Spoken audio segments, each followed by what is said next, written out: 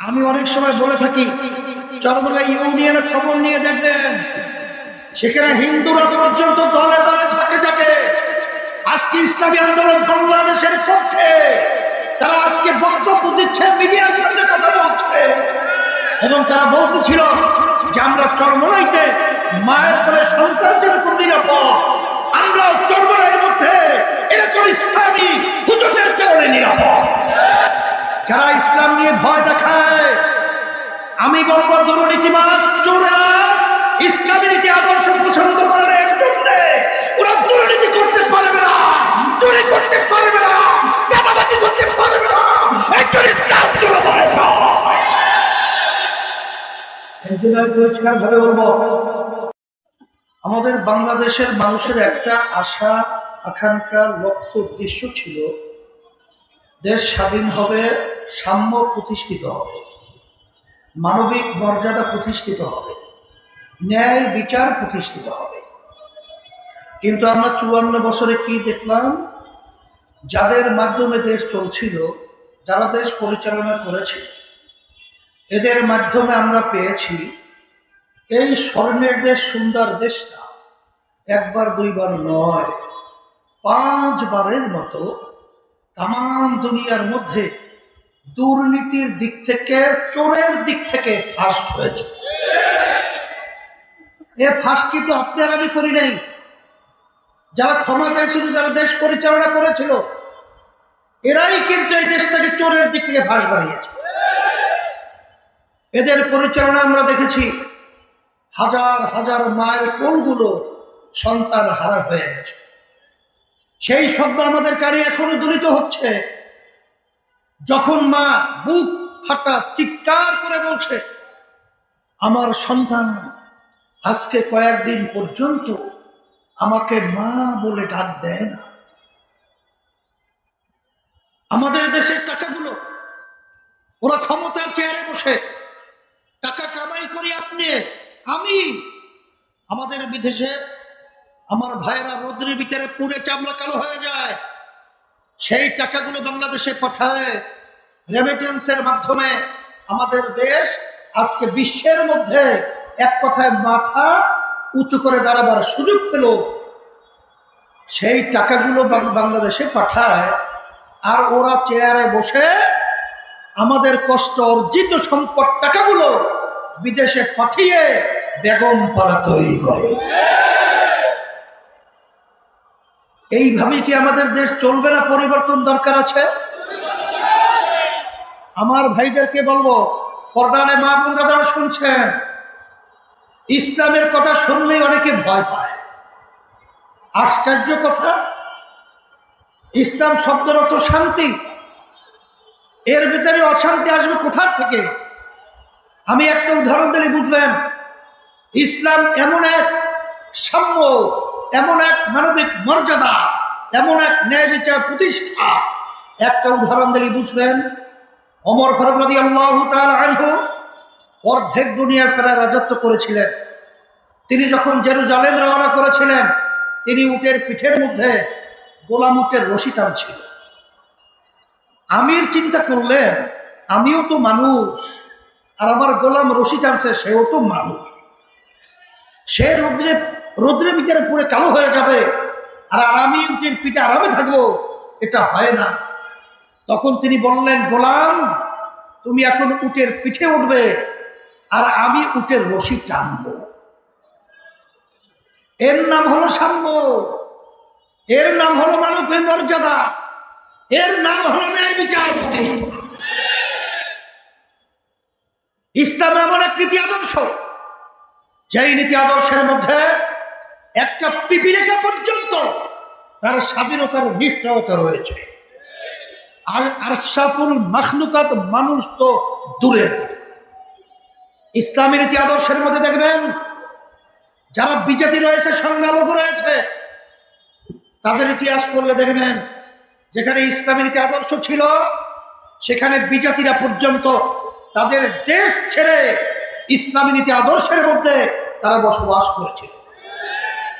আমি অনেক সময় বলে থাকি, চরমলা ইউনিয়নের খবর নিয়ে দেখবেন, সেখানে হিন্দুরা পর্যন্ত দলে দলে ঝাঁকে ঝাঁকে আজকে ইসলামী আন্দোলন বাংলাদেশের পক্ষে তারা আজকে বক্তব্য দিচ্ছে, মিডিয়ার সামনে কথা বলছে, এবং তারা বলতেছিল যে আমরা চরমোনাইতে মায়ের কোলে সন্তান যেরকম নিরাপদ, আমরা চরমোনাইয়ের মধ্যে এরকম ইসলামী হুজুরদের কারণে নিরাপদ। একটু আগে দেখেছেন আমাদের সেই কুড়িগ্রামে আক্কাস আলী সরকার সাহেব, সেখানে প্রায় 750-র মতো বিভিন্ন দল থেকে ইসলামী আন্দোলন যোগদান করেছে। সেখানে একটা হিন্দু তার বক্তব্য নিচ্ছিল এক সাংবাদিক, তখন তিনি বলছিলেন যে আক্কাস আলী সরকার এবং এই কারণেই তাদের আদর্শ, তাদের ভালোবাসার কারণে আজকে আমি এই দলের বিচারে যোগদান করতেছি। আমি এই কথার মাধ্যমে মূলত বোঝাতে চাই, যারা ইসলাম নিয়ে ভয় দেখায়, আমি বলবো দুর্নীতিবাদ চোরেরা ইসলামী নীতি আদর্শ পছন্দ করে না, এর জন্য ওরা দুর্নীতি করতে পারবে না, চুরি করতে পারবে না, চাঁদাবাজি করতে পারবে না, এর জন্য ইসলাম চোরা ভয় পায়। এই জন্য আমি পরিষ্কার ভাবে বলবো, কথা বেশি লম্বা না করে সংক্ষেপ বলছি। আমাদের মাসউদ সে কিন্তু একটা কথা বলেছে যে আমরা কেন এই সমঝোতা থেকে বের হয়ে আসলাম। আমি আর কথা লম্বা না করে সংক্ষেপে বলছি এটাই, যে আমরা সমঝোতা করেছিলাম, এর এক কথায় যদি বলে, এর কিন্তু বাস্তবতা আল্লাহর রহমতে আপনাদের দয়ায় আমিই করেছিলাম। কিন্তু আমি করেছিলাম একটা বুক ভরা আশা নিয়ে। 53-54 বছর এই দেশ যারা শোষণ করেছে, মায়ের কোল সন্তান হারা করেছে, আমাদের দেশে থেকে বিদেশে পাচার করেছে, আর এই বাংলাদেশ আমরা দেখতে চাই না। এই বাংলাদেশ, আমি জন্মগ্রহণ করেছি, এই বাংলাদেশের ভালো, এই বাংলাদেশের খারাপ, এই বাংলাদেশের উন্নয়ন, এর সঙ্গে প্রতিটা পরতে পরতে আমার সম্পৃক্ততা আছে না নাই? এই জন্য আমরা চিন্তা করেছিলাম এই দেশটাকে একটা সুন্দর দেশ করব, একটা ভালো দেশ বিনির্মিত। কিন্তু একদল স্বার্থন্বেষী মহল সাইনবোর্ড লাগিয়েছে ইসলাম, কিন্তু ভিতরে হলো সব অনিসলাম। আমরা যখন দেখলাম গোপনে আমেরিকার সঙ্গে বৈঠক করে, যখন দেখলাম গোপনে ভারতের সঙ্গে বৈঠক করে, তখন আমাদের বুঝ হয়ে গেছে যে আমাদের এই আমেরিকা এবং ভারতের ইনসাফ আমরা বাংলাদেশে চাই না। আমরা চাই ইসলামের নীতি আদর্শের ইনসাফ। সেই হিসাবে ইসলামী আন্দোলন বাংলাদেশ, আমরা কিন্তু আল্লাহর রহমতে একা হাত পাকা প্রতীক নিয়ে সারা বাংলাদেশে 258 আসনে আমরা আল্লাহর রহমতে প্রতিদ্বন্দ্বিতা করছি। আমি সারা দেশে ঘোরার পরে বিভিন্ন জায়গায় আমি দিনার দিন যেটা লক্ষ্য করেছি, দিনার দিন আল্লাহর রহমতে আজকে যারা সম্মানিত ওলামা কেরাম রয়েছেন, যারা আজকে ইসলাম প্রেমিক রয়েছেন, যারা আজকে দেশ প্রেমিক রয়েছেন, যারা দেশকে ভালোবাসে, আজকে তারা স্বতঃস্ফূর্তভাবে ইসলামী আন্দোলন বাংলাদেশ হাত পাকা প্রতীকের পক্ষে বিজয়ের জন্য তারা নেমে গেছে।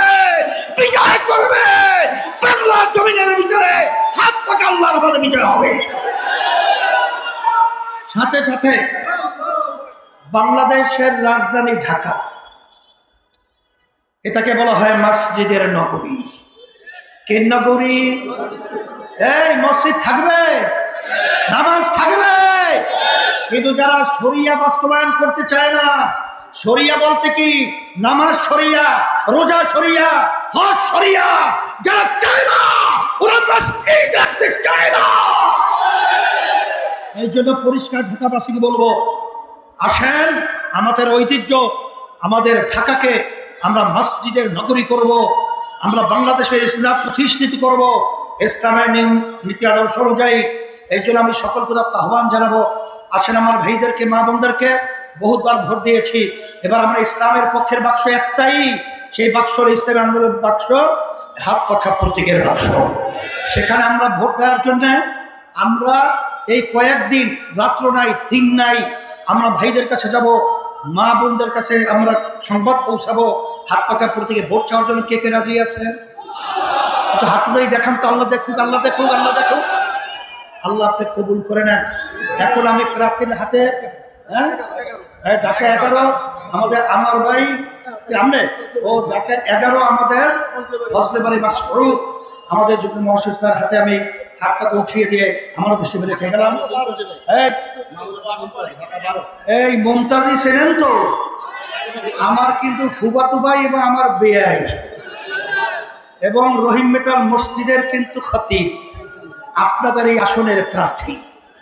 আল্লাহ অনেক যোগ্যতা দিয়েছেন, আল্লাহ যদি কবুল করেন আপনাদের মুখে হাসি ফুটবে। হাতে আমি হাতে হাত পাকে উঠিয়ে দিয়ে আমরা তো হিসেবে রেখে গেলাম।